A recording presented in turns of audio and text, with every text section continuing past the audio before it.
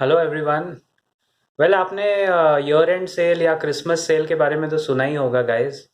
तो फिलहाल आपके इक्विटी मार्केट्स में इसी तरह का सेल चालू है। ये सेल बहुत कम आता है। If you remember talking about Nifty first, I have been telling you on this channel about a week और 2 वीक्स बैक कि एक 17,800 तक का डिप हमें मिल सकता है किसी भी वक्त, any time, because that was the gap that we gap up opening में वो फिल नहीं हुआ था।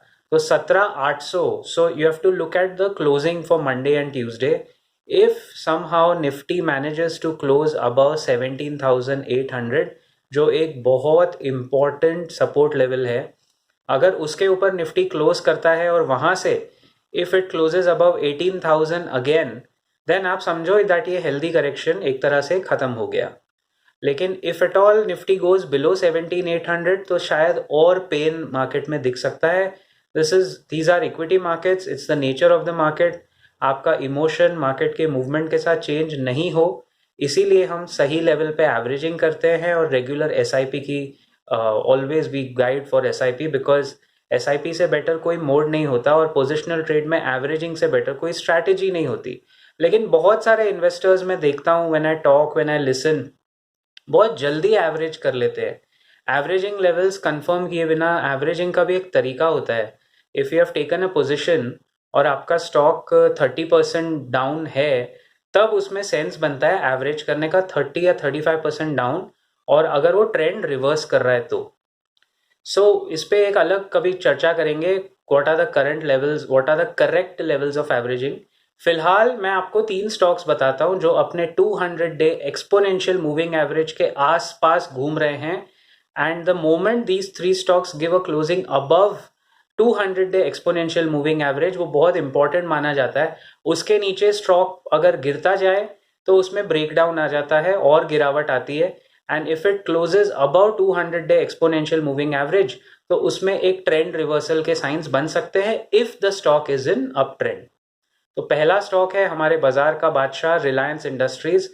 2525, ये इसका 200 डे एक्सपोनेंशियल मूविंग एवरेज है।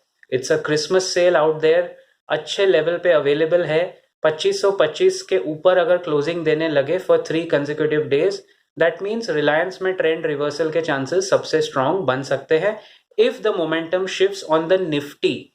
ये तीनों निफ्टी के स्टॉक्स हैं, तो मोमेंटम अगर शिफ्ट हुआ तो ये तीनों में आपको दिखेगा fresh buying opportunities. Most likely fresh buying जनवरी से ही दिखेगी, बिकॉज यूजुअली दिसंबर लास्ट वीक तक volumes are very low in the markets. बाजार में वॉल्यूम बहुत कम होते हैं, ट्रेडर्स बहुत लाइट रखते हैं अपनी पोजिशंस। इवन एफएनओ में वॉल्यूम्स बहुत कम होते हैं guys. Second stock that I would talk about on this juncture, on the Christmas sale, Christmas Eve, is Bajaj Finserv 1562। ये लेवल नोट करना है। 1562 के लेवल पे स्टॉक में 200 डे एक्सपोनेंशियल मूविंग एवरेज है। अगर इसके ऊपर निकलता है then momentum will come in Bajaj Finserv. Absolutely spot on levels to test and to see that whether your decision was correct or not.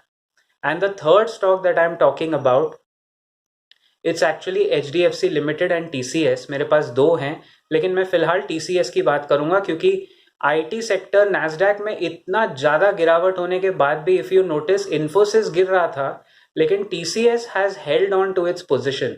And the reason is 3299 पे T C S का 200 day exponential moving average है। अभी फिलहाल वो उसके काफ़ी नीचे चला गया है, so it is at a pivotal level. यहां से अगर 3299 के ऊपर निकलता है and it gives 3 consecutive days of closing, then TCS में भी आपको एक फ्रेश मोमेंटम बिल्ड होता हुआ दिखेगा। However, disclaimer is TCS is connected to the NASDAQ. In fact all IT stocks are directly connected to NASDAQ. तो नैस्डैक में अगर फ्रेश बाइंग आई, then TCS can go up and beat 3299 on 200 day exponential moving average।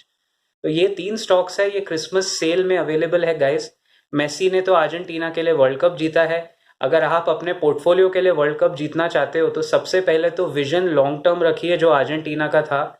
You know when they lost 2014 world cup, इस world cup की तैयारी उन्होंने उस दिन से शुरू की थी जिस दिन वो जर्मनी से 2014 में हारे थे।